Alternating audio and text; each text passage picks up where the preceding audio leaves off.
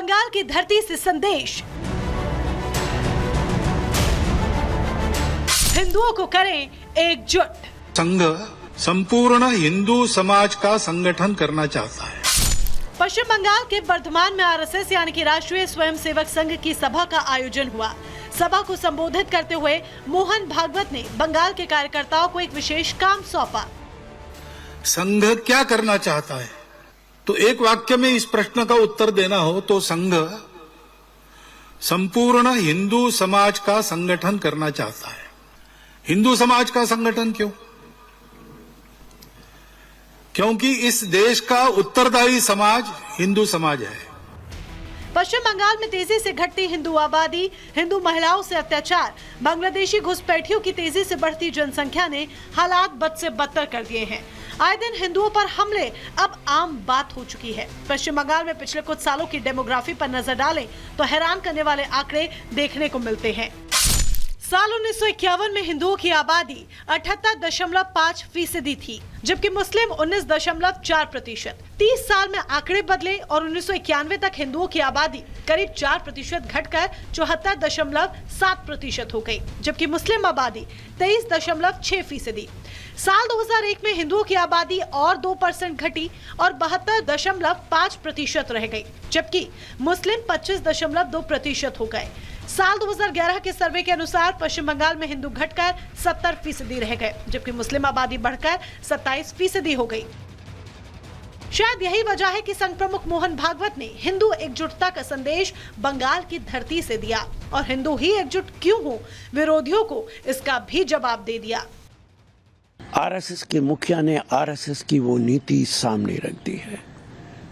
RSS हिंदुओं को ही संगठित करना चाहती है। आरएसएस उन्हीं के इंटरेस्ट को लुक आफ्टर करना चाहती है। उनका कहना है कि जिम्मेदार समाज है, नफरत फैलाने का काम तो आप ही कर रहे हैं। एक साथ रहेंगे तो देश मजबूत रहेगा।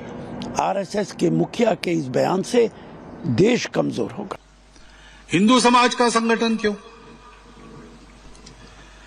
क्योंकि इस देश का उत्तरदायी समाज हिंदू समाज है। भारतवर्ष एक भूगोल नहीं है केवल। भूगोल तो छोटा बड़ा होते रहता है, परंतु भारत तब कहा जाता है जब उसका एक स्वभाव होता है। भारत का एक स्वभाव है। उस स्वभाव के साथ हम नहीं रह सकते, ऐसा जिनको लगा उन्होंने अपना अलग देश बना लिया।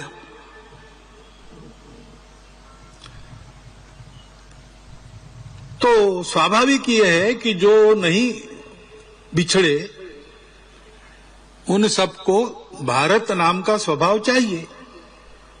इस भूभाग पर रहने वाले सबका यही स्वभाव पाया।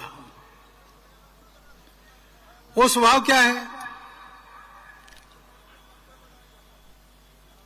विश्व की विविधता को स्वीकार करके हिंदू चलता है। सभी की अपनी अपनी विशिष्टताएं होती है। हिंदू एकजुटता का ये संदेश न सिर्फ भारत की संस्कृति चेतना के लिए जरूरी है, बल्कि उसके मूल तत्व विविधता में एकता को बनाए रखने के लिए अहम है। क्योंकि अगर साल 2001 से 2011 के बीच के आंकड़ों को देखें तो देश भर की तुलना में पश्चिम बंगाल के आंकड़े डरा रहे हैं। 10 सालों में देश भर में हिंदू आबादी 0.7% घटी है, जबकि सिर्फ पश्चिम बंगाल में 1.94% घटी है। वहीं देश भर में 0.4 मुस्लिम आबादी बढ़ी, जबकि अकेले पश्चिम बंगाल में 1.77% मुसलमान बढ़े हैं। राष्ट्र विरोधी साजिश या फिर यूं कहें कि हिंदुओं के खिलाफ धीमी साजिश की बू पश्चिम बंगाल से आती दिख रही है, जो धीरे धीरे पूरे समाज पर गहरा आघात कर रही है। किसी देश के समाज की जो क्वालिटी है, समाज की जो गुणवत्ता है, वैसा वो देश बनता है।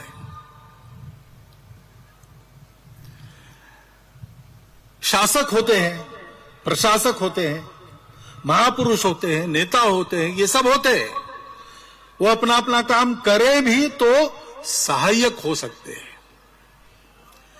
देश का भाग्य परिवर्तन करने के लिए तो समाज को तैयार होना पड़ता है।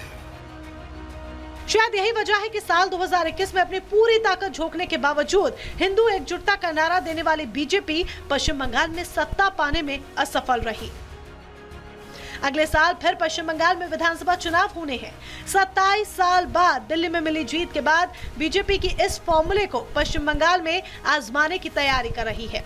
ऐसे में संघ प्रमुख का यह बयान बीजेपी की नई रणनीति की तरफ इशारा कर रहा है। Bureau report, Republic Bharat.